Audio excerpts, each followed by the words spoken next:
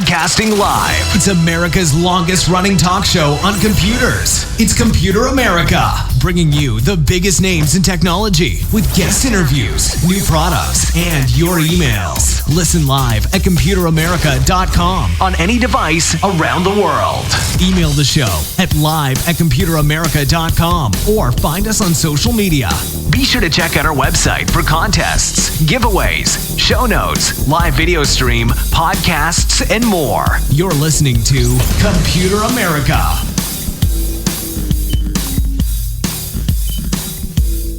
Hello and welcome everyone into the Computer America Show. We are the nation's longest running, nationally syndicated radio talk show on computers and technology. Everyone, welcome into the program. Today on the show, we have computer and technology news. We're doing a headline segment, and we have a number of stories, 7 is the exact number, that you definitely should hear about. And some of them are a little weird, some of them are creepy, some of them are funny, and some of them are like, hey, who knew?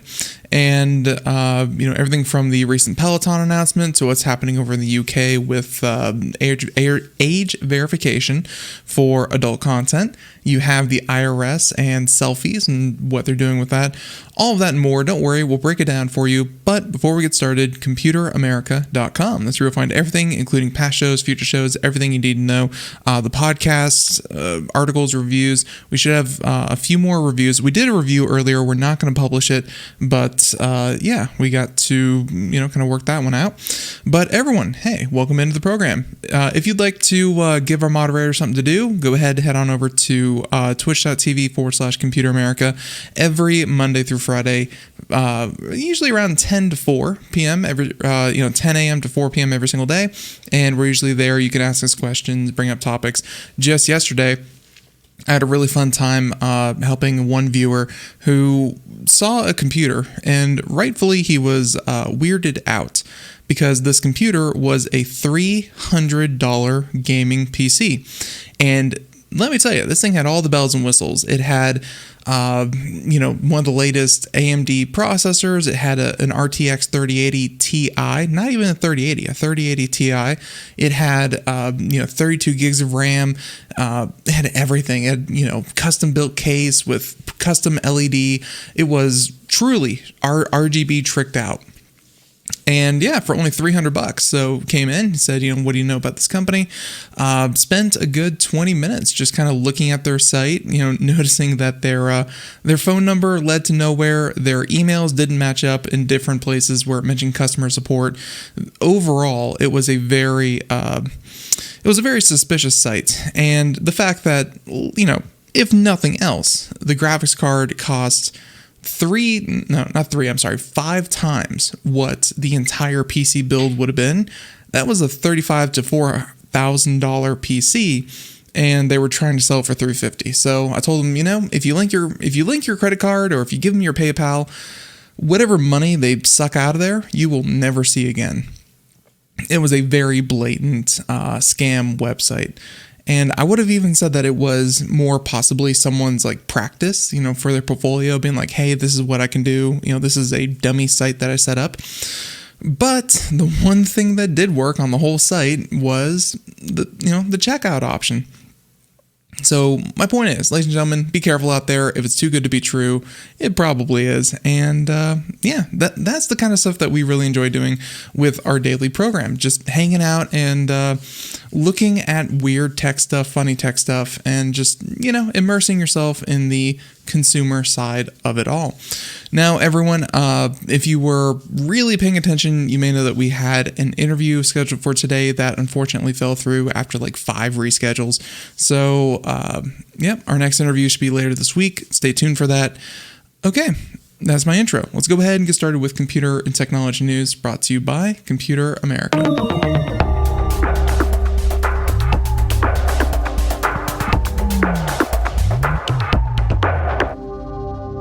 So our first story is going to be one that will have you kind of shaking your head thinking, how? I have no idea how, I have no idea how this even happened, but looks like Peloton is going through the ringer, and check this one out here. You have Peloton, the CEO, stepping down today, which I guess has been good. I've been, looking at the stock price right now. They're up about 30% today alone. Of course, that's nowhere near their high of, 5 times that at their height. But the CEO of the company is stepping down, and with it, they have announced about 2,800 job cuts. Yeah, I guess, honestly, I think that the jump in stock price has more to, and this is not financial advice or anything like that. There were rumors that maybe Nike or Adidas or, some other fitness company was looking into purchasing Peloton. So, if there was ever a time, this company is definitely on sale, quote unquote. But check it out. Peloton co-founder John Foley is relinquishing his role as CEO. Foley, who co-founded Peloton in 2012, is set to become the executive chair. So he's definitely not leaving the company. But yeah, he's going to be more directing it, more so than a CEO does.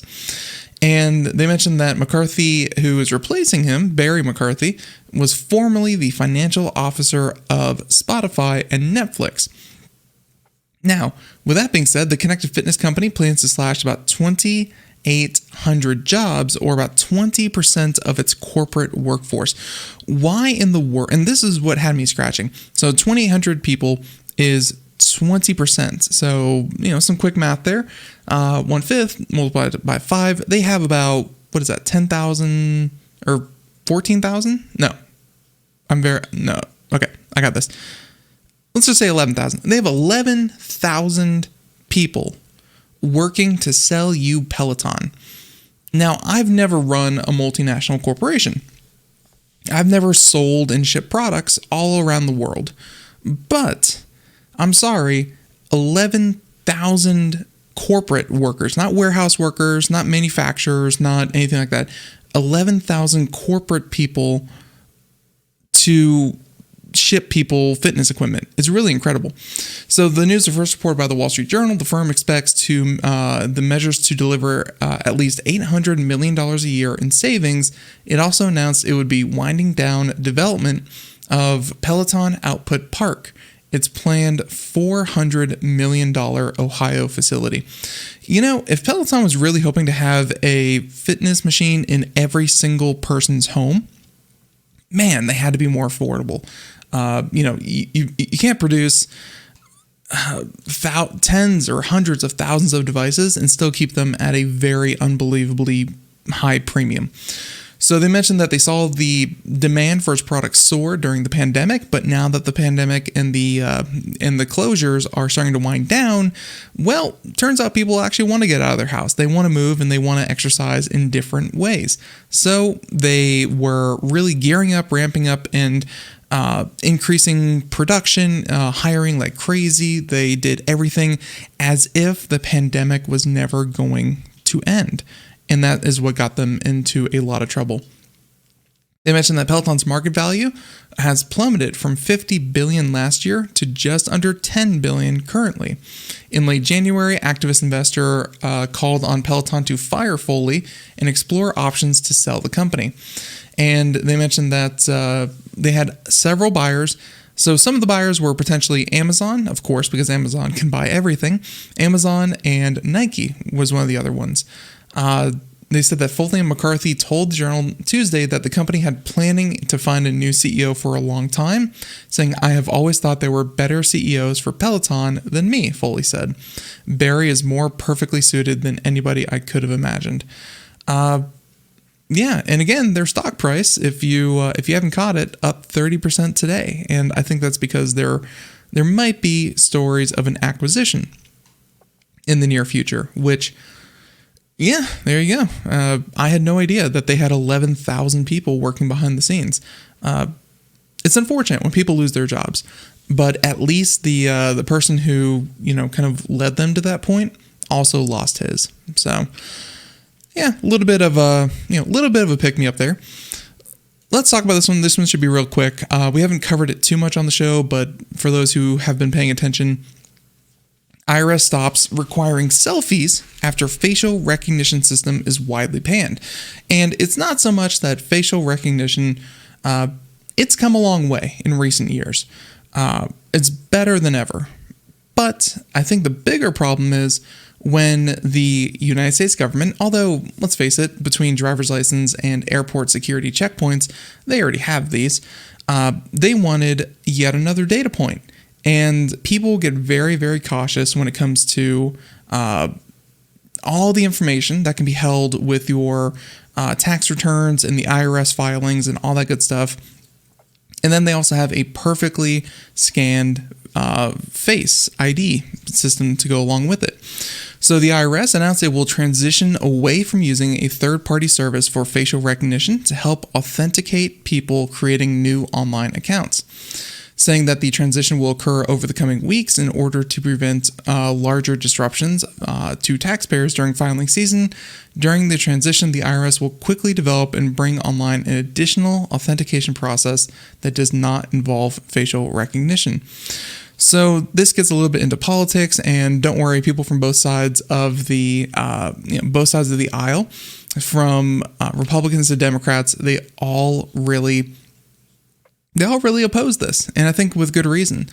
They mentioned that, so ID.me, which is the third party that the IRS was going to use, explains that if a process fails, you will be routed to verify your identity over a video call with a trusted referee. You will need to show your identity documents to an ID trusted referee along with a selfie to complete your identity verification. ID.me verification was already required for people creating new IRS accounts. There was a phase-in approach for people who created IRS online accounts, so people who previously had accounts with them were going to start to get this as well. And the senators objected to the intrusive verification measures and the fact that ID.me is not subject to the same oversight rules as a government agency. So clearly, there's a lot of issues about databases, facial recognition, taxpayers. There's just so much information, and it's so invasive for something that, let's face it, you are legally required to do. You go to jail, you go to big boy prison if you fail to file your taxes. And imagine you can't file your taxes because the government put up this stupid wall saying, hey, you have to use this stupid system to even do it. And on top of that, there is no transparency about reporting or, how they keep the data or anything like that.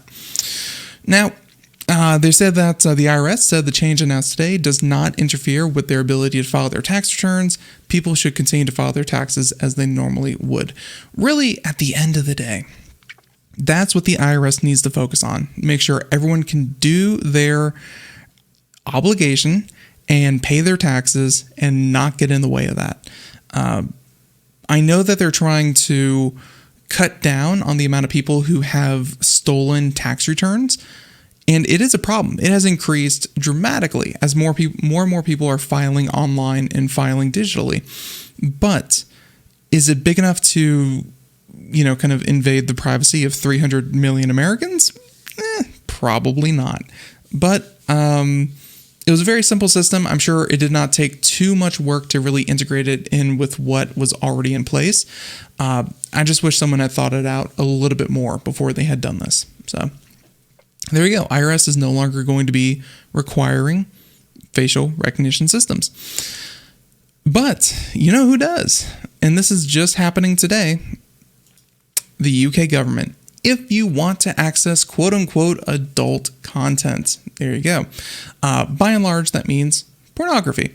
So the UK is once again attempting to introduce mandatory age verification in order to access adult online content. The beleaguered nation, currently reeling from a series of self-inflicted crises, has announced its plan to revive a scheme that was, if you recall, back in 2015, deemed unworkable. Well, the Chris Phillip, Under Secretary of State for Tech and Digital Economy, has announced that the mostly unchanged plan will be introduced as part of the forthcoming online safety bill. So think about that. 7 years ago, completely unworkable. Today, unchanged, pretty good chance of passing. Mandatory age verification has been in the works ever since they included it in a 2015 manifesto, because as always, whenever you want to pass something that you hope that people don't really bat an eye at, you say it's to prevent terrorism and it's for the children. Those are the two that you really trot out. And you guessed it, in this case, it's to protect the children. Won't anyone think of the children? Well, unfortunately, the bill remains full of the same problems that rendered the system unworkable when it was previously introduced. The UK originally intended to hand off the operation to a company to a system to the BBFC, a film censorship board run by the film industry rather than a dedicated operator. It had also ignored the screams of privacy campaigners who said that the databases holding the names who have signed up for age verification is a target for everyone. It doesn't help that if a company owns an adult content portal and that the age verification platform, which is what MindGeek proposed, there's a concern about monopoly power as well. Because, suddenly you need one central organization to oversee third-party verification. And, hey, you're not going to... If you're a company, you're not going to sign up with a company that asks for, you're not going to sign up with a company that can only verify some users. You want a company that can verify all users. So because it's not a government-run program, but they're required by law to do it, you get into some tricky situations there as well. And this gets into a whole conversation about adult content and pornography and kids online and the ready access of the internet.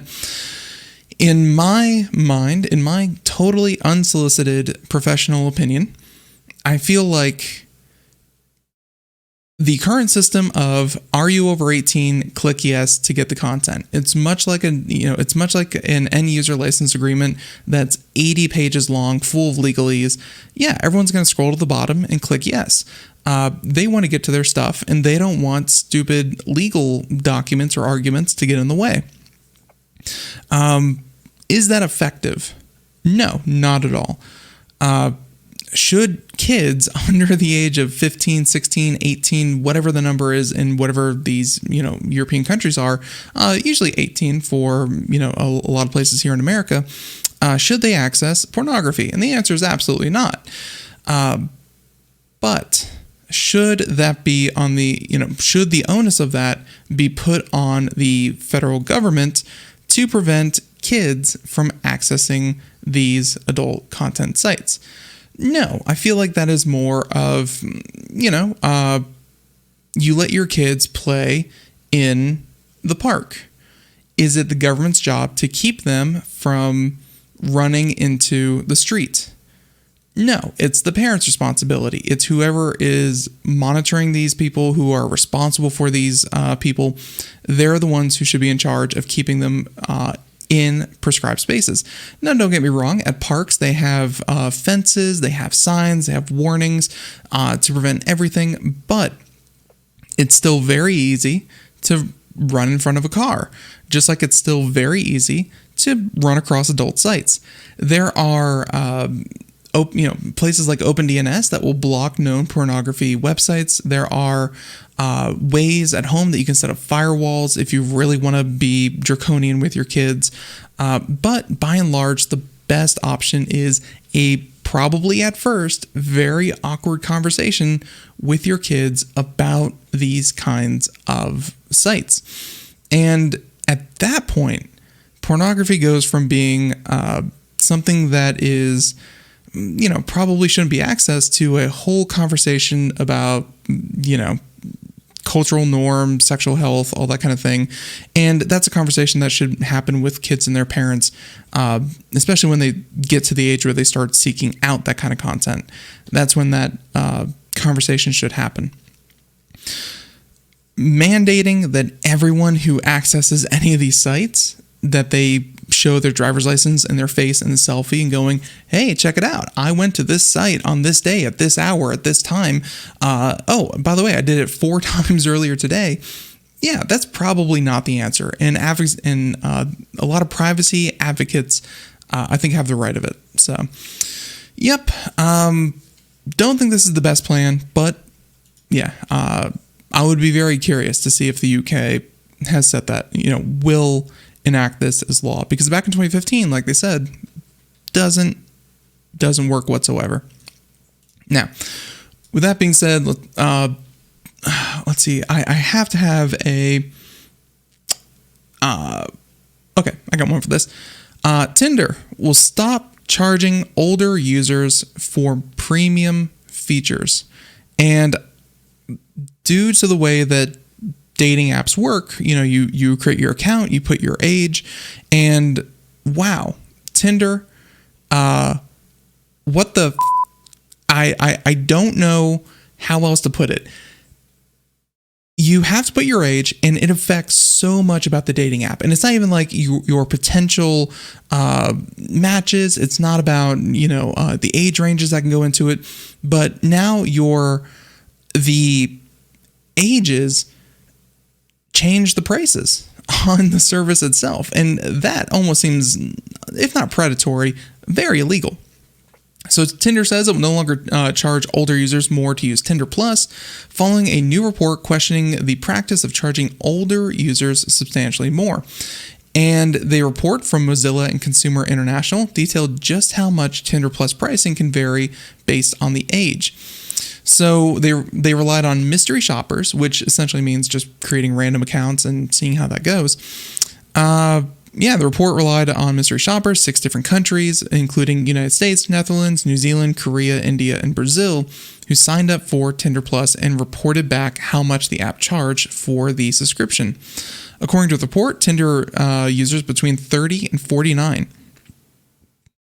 were charged on average 65% more than their younger counterparts in every country except Brazil. Tinder's age-based pricing, which gives users access to premium features, has long been a source of controversy because obviously charging more just because of your age, you can't deny someone employment, you can't deny someone housing, you can't deny someone, you can't discriminate based on age. Like that is law, at least here in the United States. But yeah, it seems like that's by definition exactly what they're doing. Now, Tinder says it plans to abandon its age-based pricing altogether, and this was on Sunday. Tinder said younger users who were offered subscriptions at different rates in order to make Tinder affordable for those in school or earlier in their careers, which are saying, oh, no, we weren't charging older users more, we were charging younger users less. There's a very clear difference here. The company said it ended the practice in US, Australia, and the UK, and that it plans to eliminate age-based pricing for all markets by the end of Q2 of this year. Now, Tinder says that the report was deeply flawed and contains completely false and outrageous allegations, but didn't specify what those were. Essentially, they were told to go, oh yeah, no, that's not true. Also, don't talk to us. Going forward, Tinder says it plans to offer a more a la carte feature rather than pricier subscriptions that bundle multiple capabilities. So it sounds like if you want to, do more swipes, like more people, they'll charge you for that. If you want to, change your name or services like that, you can do stuff like that, I guess. I don't know what these a la carte features would be, but they even get into some of the pricing where the Netherlands, where there were 31 different prices, with the lowest at $4.45 and the highest being $26. I think what they're thinking there is, kind of the obvious. Young people are broke. They don't want to completely shut out that market, so they drop the prices drastically until, just $1.50, $1.50, until they see the amount of, whatever percentage of users they want to, purchase the premium service, until they get it, 10% of people are buying this, perfect, keep the price there, maybe raise it a little bit later. But yeah, older people were just willing to pay more, and it's illegal. I'm glad that they're ending it. I hope that whatever they replace it with isn't draconian in its own right. But yeah, that was pretty bad. Shame on you. Shame on you, Tinder. Now, not going to cover this one, but I mean, we'll cover it real quick. Apple has tap to pay, and it lets iPhones accept contactless payments. So shops won't need dongles or terminals to take your money. You can think about services like Square or Stripe, things like that you needed a third-party Bluetooth authenticator object. And no, now it's two people with iPhones will be able to tap their phones together and accept payment from one wallet to the next. They said that other platforms and apps are coming later in 2022, Apple said, and a feature iOS beta giving developers their first chance to implement tap to pay. Now, of course, this should only work with Apple Pay, Apple Pay Cash, and Apple Card, but it also has a potential blow against Android. In theory, shops that embrace iPhone-based payment systems will be slightly less convenient for Android-toting customers. I think there will still be a market for Square, but if Apple lets vendors bypass even a certain amount of fees that Square otherwise would have taken, then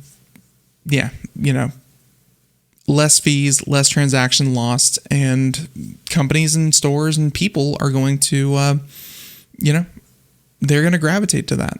So a lot of people saw that coming. Wasn't the biggest surprise.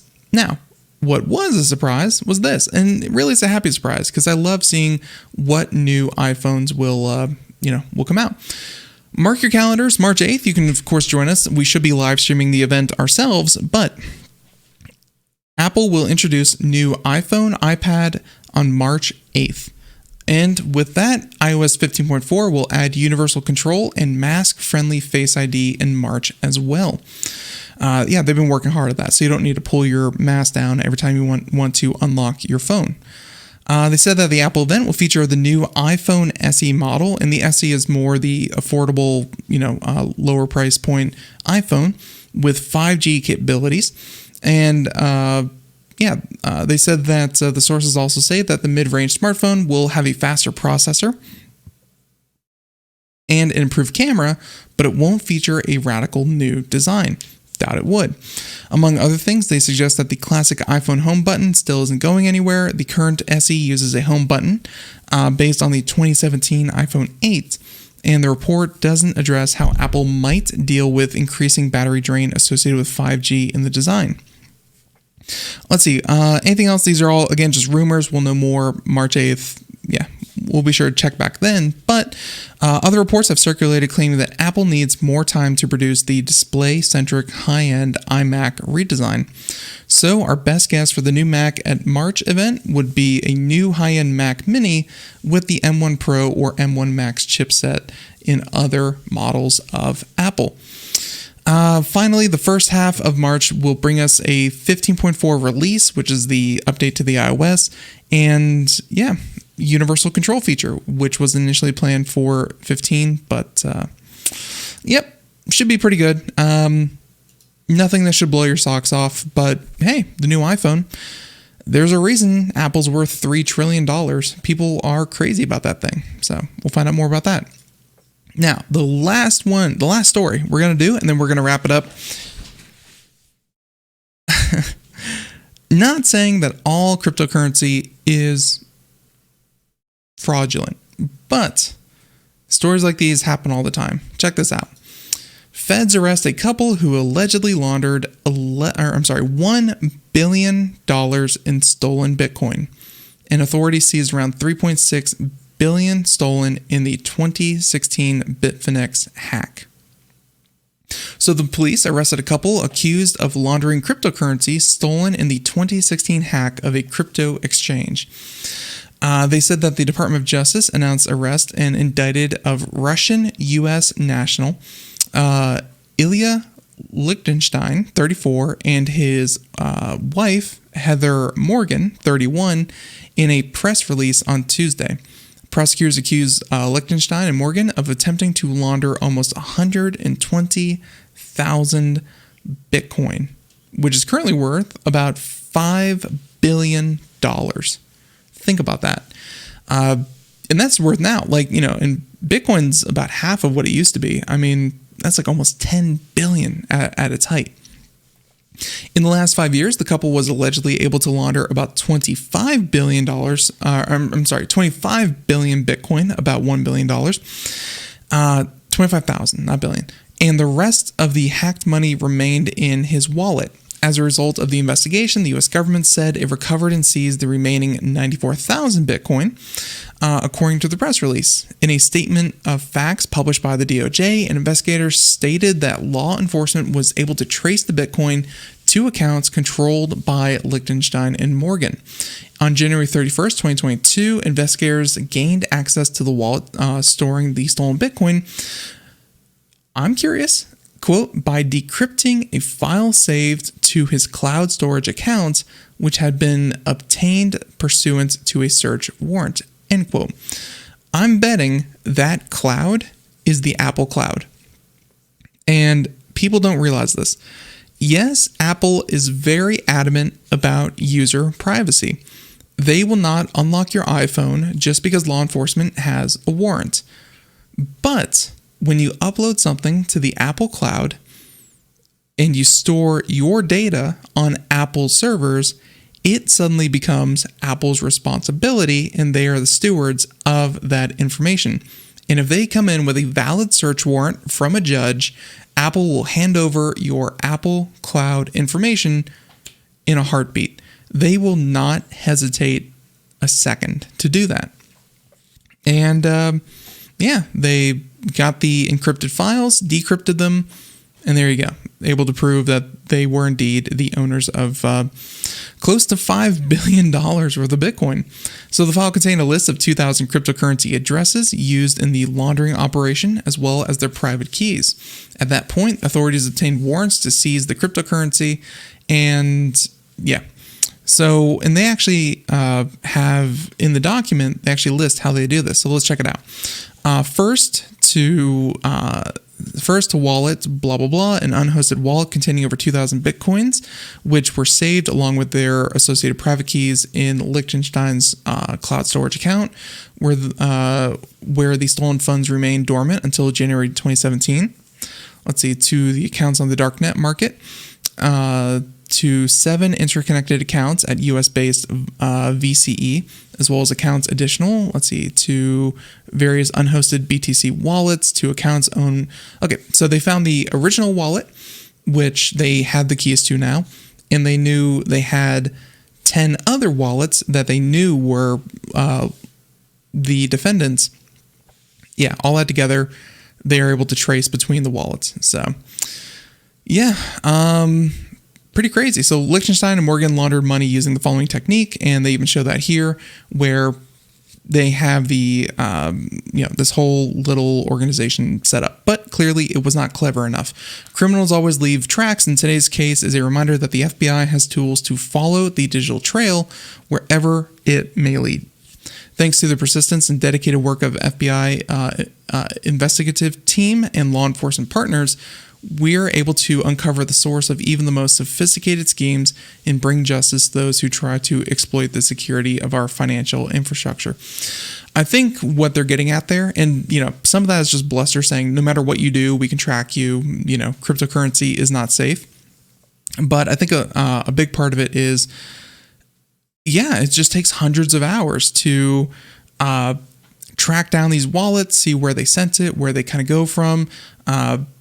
I think by the very nature of the decentralized open philosophy of Bitcoin, they're able to track this kind of thing, not easily, but they're able to track it to some extent. I think that if this becomes a true problem, I'm betting the Bitcoin community will come together and make things more private. But for now, this gives law enforcement a foot in the door.